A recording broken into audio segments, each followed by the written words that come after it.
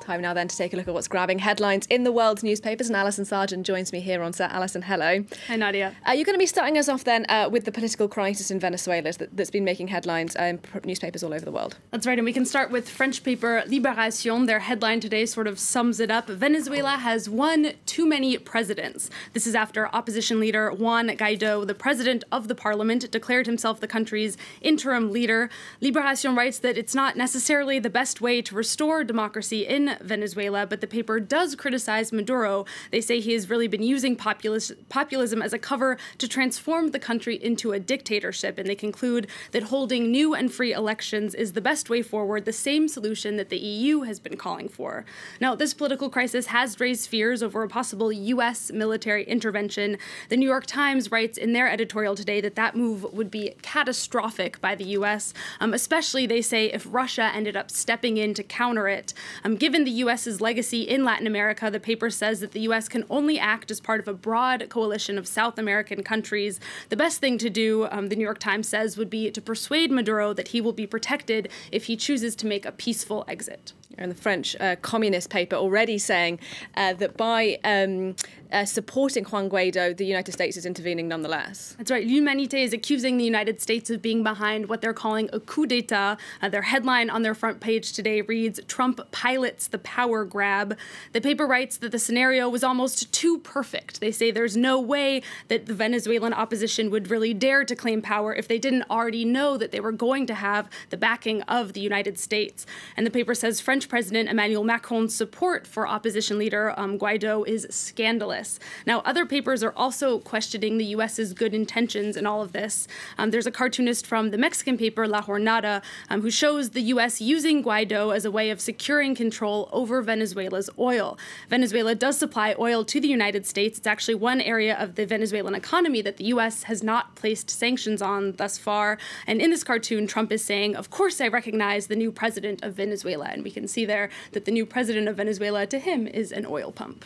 All right, Alison, next for you then, we're going to stay in the region but go to Brazil, where the country's only gay congressman says he's receiving death threats and has therefore left the country. Right, his name is Jean Willis. He's a fierce advocate for gay rights in Brazil. He made this announcement in an interview with the Brazilian paper Folha de São Paulo. He was supposed to start his third term in February, but he told the paper that he has left Brazil and is not coming back since the country he feels is no longer safe for him. He mentioned the assassination of a gay female politician last year.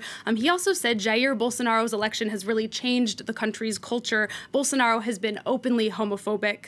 Meanwhile, the man who's going to be replacing Willis is another gay lawmaker. His name is David Miranda. He's actually the husband of an American journalist some of you might have heard of, Glenn Greenwald.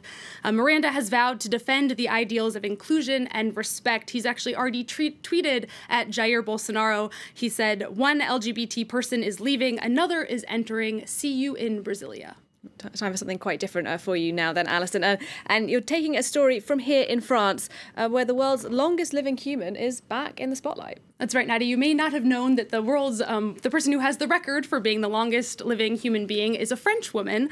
Her name was Jeanne Calment. She died in 1997 after living to be 122 years old, or at least that's how long we think she lived. Le Parisien, though, reports that rumors have been circulating, rumors that have been backed up by Russian researchers who say that she actually died in the 1930s, and her daughter, Yvonne, hid her death and then stole her identity, which is how she managed to allegedly live so long. Now, it may seem crazy, but enough doubt has been raised that researchers are now considering having her body dug up to find out the truth. The paper does not like this idea. They call it shocking and revolting, and they point out that the world's next oldest people live to be 119 and 116, so 122 is not so far off, and according to Le Parisien, is actually pretty plausible. Well, whichever one it is, that makes me feel young, so I'm happy with that, Alison. Finally, from you then, some bad news ahead of Valentine's Day for those people that are the fan of those little sweetheart treats. That's right, Nadia. I don't know if all of our viewers might know what they are if they're not from the United States, but sweethearts are those little candy hearts that have messages on them like "Be Mine," "Sweetie Pie," or even "Text Me." They've really evolved with the years. They actually taste really, really disgusting, in my opinion, but they are useful for people who want to send a message to someone but are maybe too scared to come out and say it directly. say. Unfortunately, those people will not be able to rely on Sweethearts this year because papers are reporting that there aren't going to be any. That's because the Sweethearts brand was sold to a new candy company. They didn't have time to get their factories up and running this year, so you'll have to wait for next year. It's bad news for Sweethearts fans, but The Guardian points out that there are some alternatives for this year. You can buy heart-shaped Sour Patch Kids, and Krispy Kreme Donuts is going to be making donuts with messages on them. So many, many ways to show your love. Indeed, and food certainly the way to my heart, Alison. Thank you very much indeed. Alison Sargent there with our press review on the programme. And if you'd like to see more press reviews from Alison and the team, you can head, as always, to our website, france24.com.